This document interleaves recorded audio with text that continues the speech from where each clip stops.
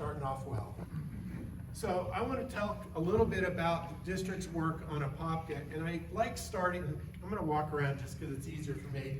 I like showing this picture because it reflects the progress being made and also the history of clear water, vegetation, and the habitat it's provided. It's what made this lake so special more than a century ago. And it also shows the turbid algae-filled water that was its condition for too long. So we know in the good old days when this was Central Florida's original tourist attraction, what brought people here to the dozens of fish camps and hunting lodges around the lake were the clear water that provided the submerged vegetation, which was the habitat for sport fishing and ducks, and that's what brought people from all over. The lake had a big floodplain, the North Shore, that provided a tremendous amount of habitat as well. And there was a natural resource-based economy that was quite active in the area.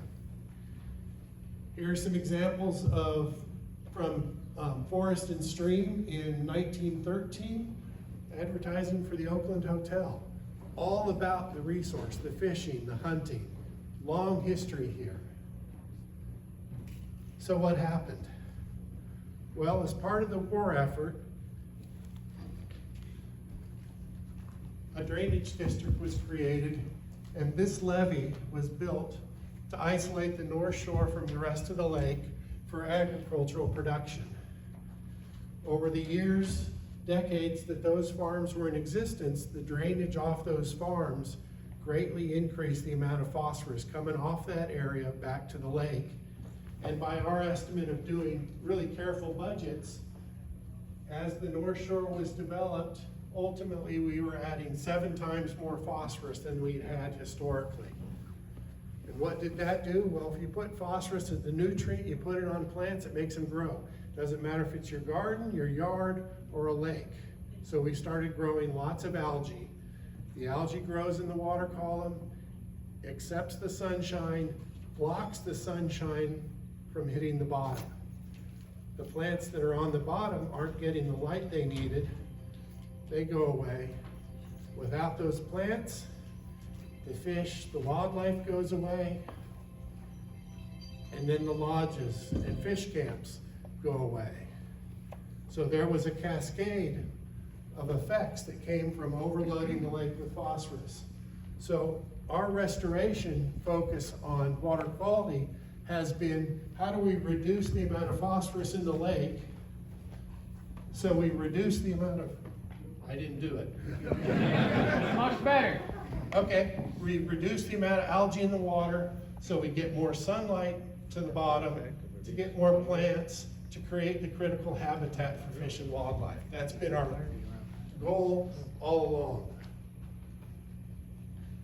So some key dates to kind of talk about the history that's stimulated our work. 1985, the legislature said, we want you to develop a plan to restore Lake Apopka.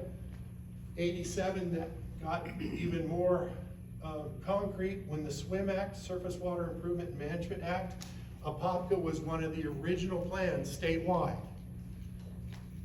And that plan is part of what we used to gather a great deal of information, begin thinking about projects to restore, recognizing that the farms, the green of the farms, was very much linked to the green on the lake. And then in 1996, the legislature told us, go buy those farms, and the water quality target you set in your documents of 55 parts per billion phosphorus in the lake is now a statute. So we've taken what I call a diet and exercise approach to phosphorus management. The diet is, how do we reduce the amount of phosphorus from the watershed getting to the lake? The exercise is, how do we get phosphorus that's already in the lake out of the lake? So what does that look like meaningfully? The key, as I said, was 7-fold increase from the farm areas. So managing the farms to reduce the phosphorus from the farms back to the lake. Well, that means pumping less of that water. That means keeping it on the North Shore. You keep water in the North Shore, now you're managing wetlands. Step one. When we do have to pump back to the lake, we can inactivate that chemically so that phosphorus isn't able to promote algal growth. We passed a stormwater rule that greatly enhanced the protection from development around the lake. And then our exercise program, these are how we got phosphorus out. We were harvesting gizzard shad, about 1 million pounds a year, and we operated a filter marsh that was continuously removing algae, sediments, and phosphorus from the lake. So how has that worked? Busy chart, but I'll walk you through it. So the bars are the loading, how much phosphorus was coming into the lake each year. This 89 you can think of as going back decades. That's when the farms were in operation. As we began implementing projects, and this blue line is our goal, implementing projects along the way, we've gotten close. In the last many years, we've been meeting our diet goal for the lake. Yay.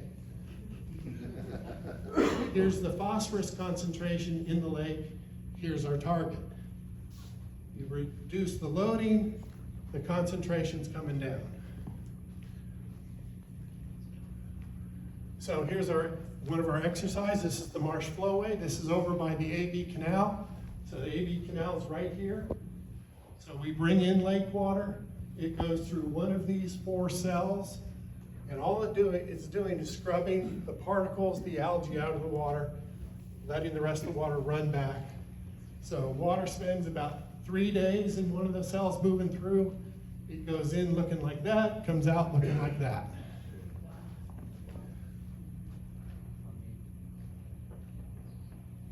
Oh, really? Aha, so the other exercise is our gizzard shad program. And we started this in 1993. And basically we get a permit from FWC and we work with folks who run gill nets and capture gizzard shad, which are a native fish. They're just really abundant in lakes that become green. Not good eating, they're slimy, lots of bones, they're a mess. So we then collect them, harvest them. We've removed about 1 million pounds a year. And we do this as a public-private partnership where the shad gets sold mostly to Louisiana for crayfish bait. So it's really cost-effective to us because we're not having to pay the full cost of removing the fish because the revenue we get from the sale of the fish helps support all of this. So really effective way to remove phosphorus. We also have an active cost-share program with our local governments.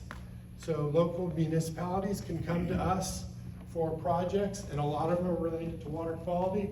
So each of these dots in Lake and Orange County are projects. So we're helping our local governments implement projects that will help our waterways. So over time, the yellow bars are the diet part of the work.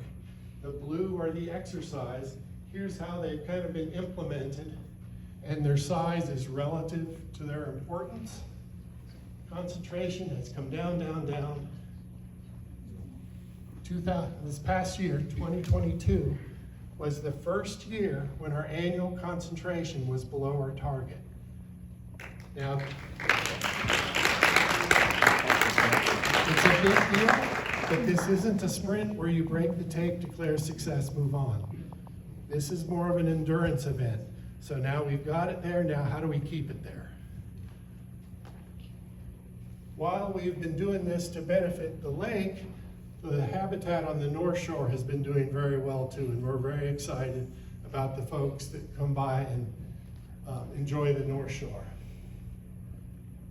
So again, to remind everybody, this was the goal all along. The 55 was set as the concentration that we needed to get to give plants the opportunity to come back and grow. And you can see in these last couple years, as we've approached it, the plant growth in the lake has exploded. So it's gratifying to see that the folks that developed this back in the 90s, the target, knew what they were doing and they were pretty spot on. And to see the work that's gone in to reduce it and that's paying off. So we all know that vegetation is really valuable. It helps cover the lake's bottom so sediments don't get resuspended and block the water column in the light. They help with turbidity. They provide the critical habitat that's necessary for fish and wildlife. So we went from a condition where in 1994, which happens to be when I started with the district and when Jim started with the district, we had no SAV in the lake. It was too green, couldn't grow. By 2020, kind of when we were really starting to get close to that concentration target, we had most of the shoreline ringed with vegetation and it was doing well.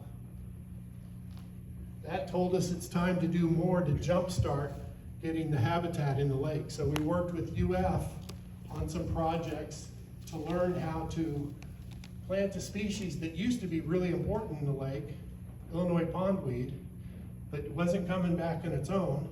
So we worked with them to try different varieties and different planting techniques to get it jump-started. And hydrilla came in too, grows very fast, and it's now,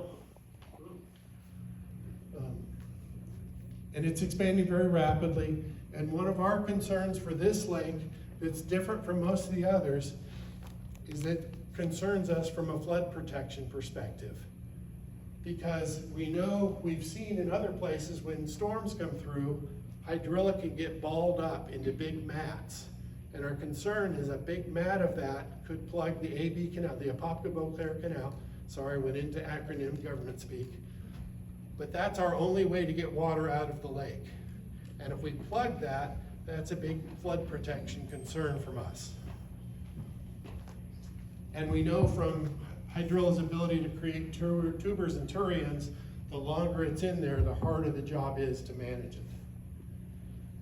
So these are some charts of model hydrilla data. These are not Apopka data. These are modeled using typical growth rates. This is a plot of hydrilla growth over time. Here we are here, about this cover, and you can see we can go from about 10,000 acres, somewhere in the neighborhood of where we are now, to over 30 in roughly a year. It grows really fast. To think about it from this perspective, here it is at 12,000 acres, 10,000 acres, and it can be putting on 300 acres a week of new expansion. Rapidly growing. So again, our concerns are flood protection, which is one of our core missions.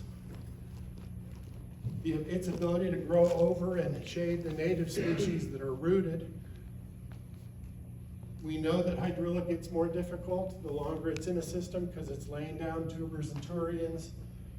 We're concerned it will interfere with our shad harvest because running gill nets through hydrilla beds, it's just not a thing that's going to work well.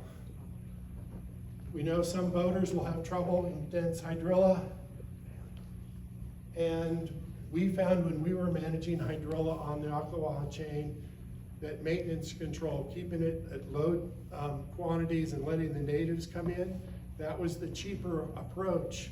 Use less herbicide to keep things in control. And finally, we've got a big investment, us, in Apopka, and that hydrilla threatens that investment.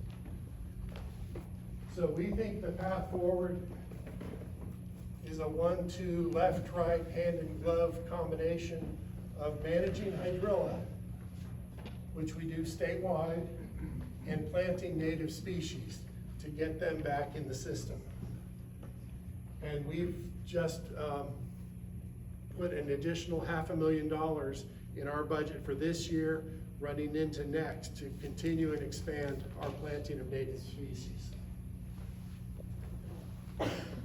So we know the fishing's great. FWC has done a good job stocking the lake, helping plant things, so we know the habitat's coming on. The growth rates are doing well. Everybody's catching fish. The ducks are coming back. And so we're really excited because that was our goal all along. And with that, I'll end.